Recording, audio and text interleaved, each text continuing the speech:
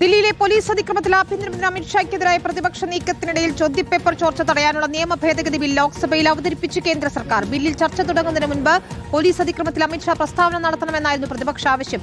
പ്രതിപക്ഷ ബഹളത്തിൽ പാർലമെന്റിന്റെ ഇരുസഭകളും ഇന്നത്തേക്ക് പിരിഞ്ഞു. ബില്ലിൽ നാളെ ചർച്ച നടന്നേ. I rise to move for leave to introduce the public examinations bracket prevention of unfair means amendment bill 2026.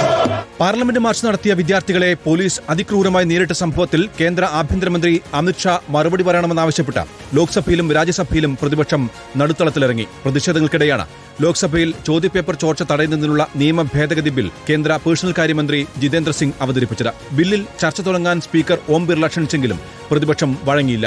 ആദ്യം അമിത്ഷാ പ്രസ്താവന നടത്തട്ടെ എന്നതായിരുന്നു പ്രതിപക്ഷ നിലപാട്. തുടർന്ന് പലതവണ സഭാ നടപടികൾ തടസ്സപ്പെട്ടു. ലോക്സഭ നാളത്തേക്ക് പിരിഞ്ഞു. നാളെ ബില്ലിൽ ചർച്ചയ്ക്ക് പ്രതിപക്ഷം തയ്യാറായേക്കുമെന്നാണ് സൂചന. 6 മണിക്കൂർ സമയം ചർച്ചയ്ക്കായി അനുവദിക്കാമെന്ന് സ്പീക്കർ ഓം ബിർള വ്യക്തമാക്കിയിട്ടുണ്ട്. ആവശ്യമെങ്കിൽ സമയം കൂട്ടി നൽകാമെന്നും അംഗങ്ങൾക്ക് വിശദമായി കാര്യങ്ങൾ പറയാനുള്ള അവസരം ഉറപ്പാക്കുമെന്നും സ്പീക്കർ അറിയിച്ചു.